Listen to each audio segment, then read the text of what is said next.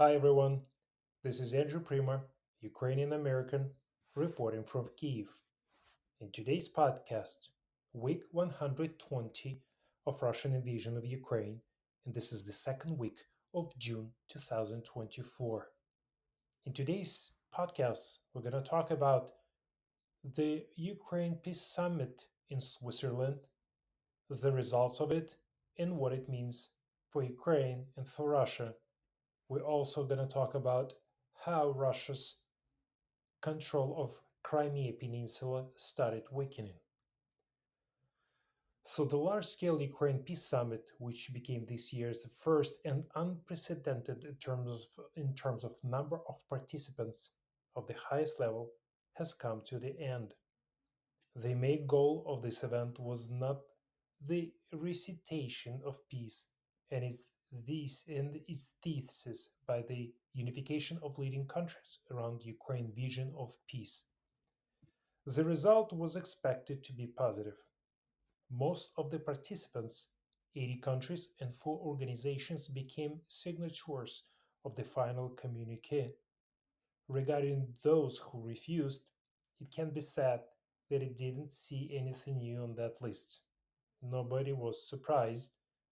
There are the BRICS countries, both all members of this ridiculous club of countries that support Russia and its actions.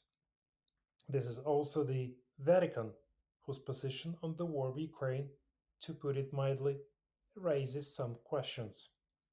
But even among those who didn't sign the document, there are those who do not so much support Ukraine as do not want so openly spoil relations with the Russian state. And the work with these countries will continue. It is important that is the first summit of such a high level, the first meeting within the framework of such an open association of the countries of the world for the sake of peace in Ukraine, on the terms of Ukraine, and not of a terrorist country, whose president's statement was mocked and ignored. In fact, with his hysterical statements on the eve of the start of the peace summit in Switzerland, Putin only confirmed his awareness of the stalemate of the situation on the battlefield and the negative prospect of a further continuation of the war for Russia itself. The Putin reaction didn't impress anyone, and against the background of consolidation around Ukraine, attempts to advance their terms and their vision of peace looked ridiculous.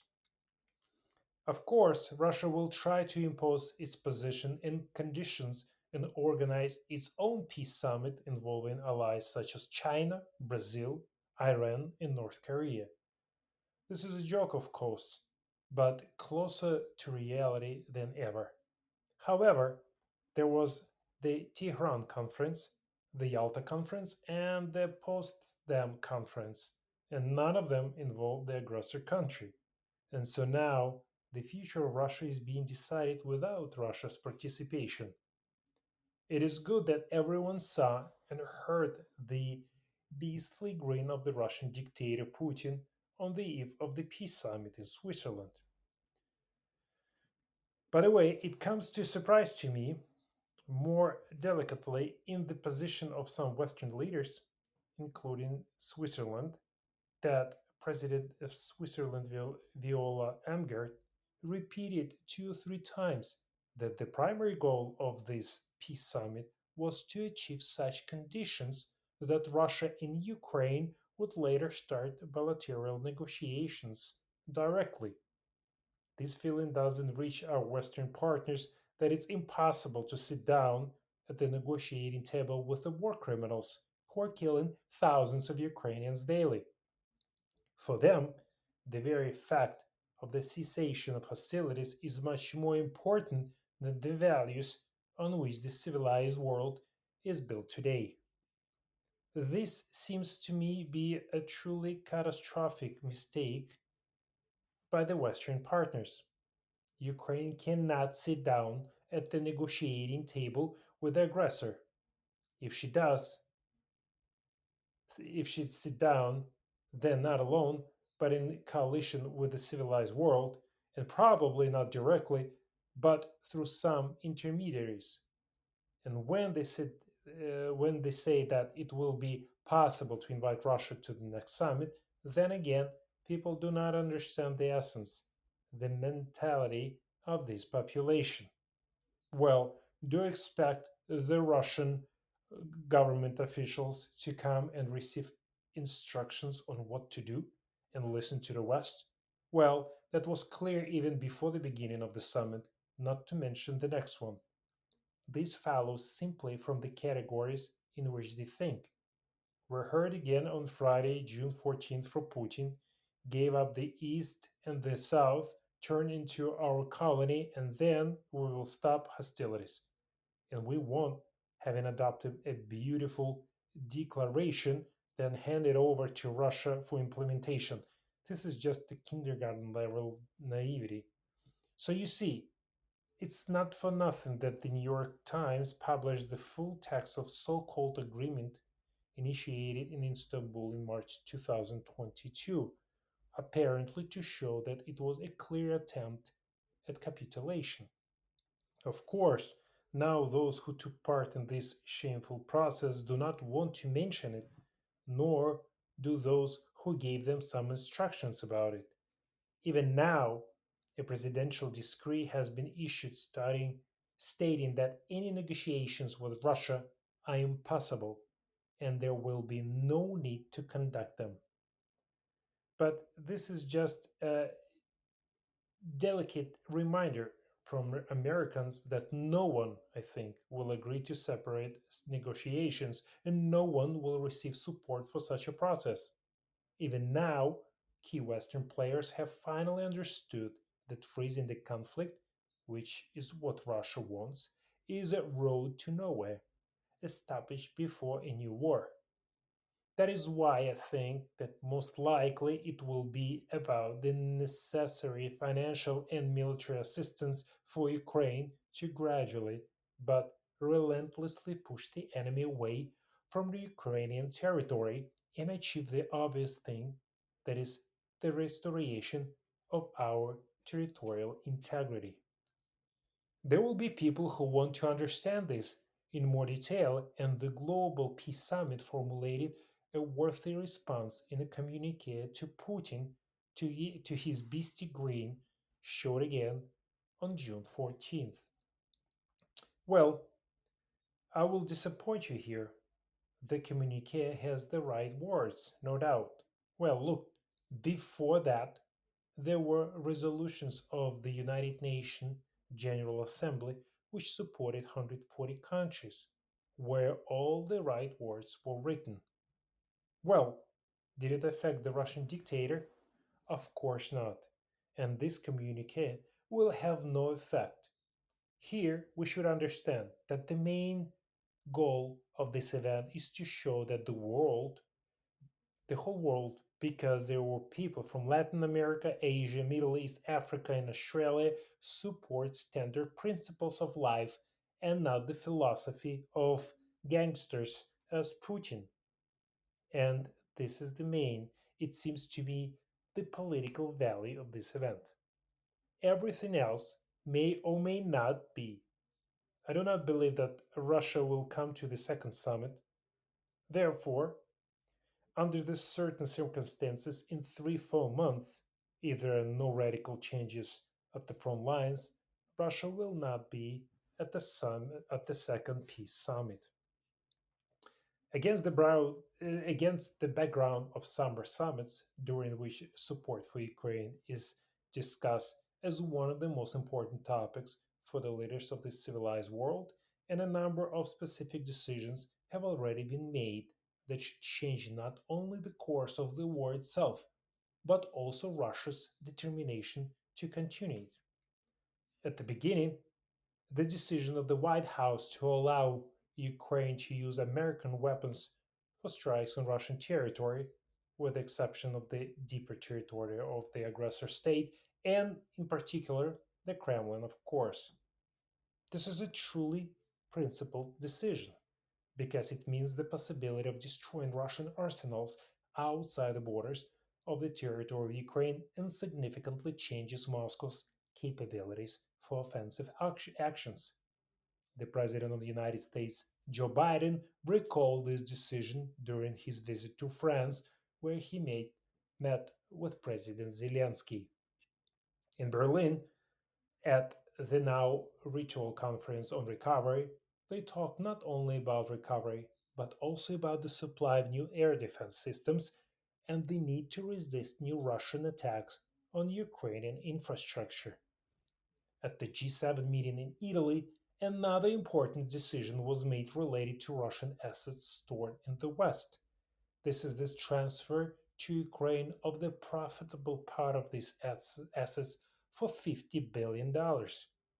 These assets remain frozen, but the possibility of a loan of interest is a serious signal to Moscow. If the war continues, we can talk about a loan of the capital itself. Of course, the decision on new sanctions, by the way, not only against the Moscow Stock Exchange and other important Russian institutions, but also against Chinese companies that actively cooperate with Russia and help restore and develop this country's military industrial complex, is already a sign not only toward Moscow, but also toward Beijing. Why is the West acting so unusually decisively? And why is one fundamental decision supplemented by another? Perhaps because Western leaders are trying to remove Vladimir Putin's monopoly on escalation. After all, early, only the Russian leader raised the stakes when he convinced his Western colleagues that their help to Ukraine would lead not to an end but to aggravation of the conflict. They continued to hope in vain that Putin would realize the futility of these intentions regarding his attempt to absorb Ukraine and look for realistic ways to end the war. And the head of the Russia was somehow to hurry, no hurry to realize this. So let's talk about Crimea. So Ukraine keeps preparing to weaken Russia's position and take back the peninsula. The long term weakening of Russia's position of the Crimean Peninsula is a serious blow to the Kremlin's prestige. The combination of Ukraine's ingenuity and long range missiles supplied by the West is making the Russian occupation of Crimea increasingly unsustainable. The long term weakening of Russia's position on the Crimean Peninsula is a serious blow to the Kremlin, for sure. It is also has a potential serious practical implications for the future of the warfare. In recent weeks, the long-awaited delivery of American missiles has allowed Ukraine to step up its campaign of airstrikes against Russian air defense systems and other military facilities on the occupied peninsula. This campaign was a continuation of an early series of drone and missile attacks on Russia's Black Sea Fleet, forcing most of Putin's warships to retreat from Crimea to the relatively safe Russian ports of Novorossiysk, as well as the Caribbean. Reports of new Ukrainian airstrikes on Russian military facilities in Crimea now arrive almost daily. For example, on June 10, Ukraine announced that it had struck three modern Russian air defense systems. Other targets of greater importance include Russian airfields, radars, command posts, and communication centers. Most of the latest attacks were made possibly by the US supply of ATACMS missiles as part of the military assistance bill that was finally passed by Congress in April after a few months of delays. In addition to the ongoing depletion of Russia's defense capabilities, Ukraine also appears intent to isolating Crimea by targeting the Kremlin's logistical links to the occupied peninsula. According to the Ministry of Defense of Britain, at the end of May, Ukrainian airstrikes damaged two railway ferries on the Crimean side of the Kerch Strait, temporarily disabling them. It was a major blow as Moscow has become increasingly dependent on this ferry crossing to resupply its army in Crimea following a series of Ukrainian attacks on the Crimean Bridge, which connects the peninsula to Russia. A recent Ukraine ferry attack reportedly forced Russia to resume the transportation of military cargo and fuel across the vulnerable Crimean Bridge. Moscow tried to protect the bridge from a possible attack by deploying a number of barges in addition to the large existing defenses. However, the apparent ease with which Ukraine managed to strike Russian air defense systems and logistics hubs in Crimea has led some to speculate that destruction of the Crimean Bridge might now only be a matter of time. The Kremlin appears to be well aware of this vulnerability. Over the past year, Russian engineers have been building a series of railway lines that run from Russia proper through occupied areas of mainland Ukraine along the coast of the Sea of Azov to Crimea. This should help Moscow maintain ties to the peninsula and supply Russian troops in southern Ukraine, but the new railroads will also become key targets for Ukrainian missiles and saboteurs. It's now obvious that Ukraine's growing capabilities to carry out strikes are putting the Russian occupation forces in Crimea in a dangerous spot. Using Western supplied cruise missiles and domestically produced drones, Ukraine has already managed to force most of Russia's Black Sea fleet to withdraw from its home port of Sevastopol in Crimea. It also limited the ability of Russian warships to operate in the western part of the Black Sea. The next stage of these efforts is currently underway, during which Ukraine methodically weakens Russian air defense and exposes the entire peninsula to further attacks. Ukraine is expected to receive its first F 16 fighter jets in the coming month, launching a broader air campaign against Russia's large surviving military infrastructure in Crimea. With weakened air defenses and threats to supply lines, the Russian army in Crimea may soon have to deal with the realization that its position is no longer sustainable. For dictator Putin, Russia's deteriorating situation in Crimea is very personal humiliation. The seizure of the peninsula in 2014 marked the beginning of Russia's invasion of Ukraine and is still considered the greatest achievement of Putin's entire reign. Given this, he is likely to resist calls to reduce Russia's military presence in Crimea unless there is an urgent need to do so.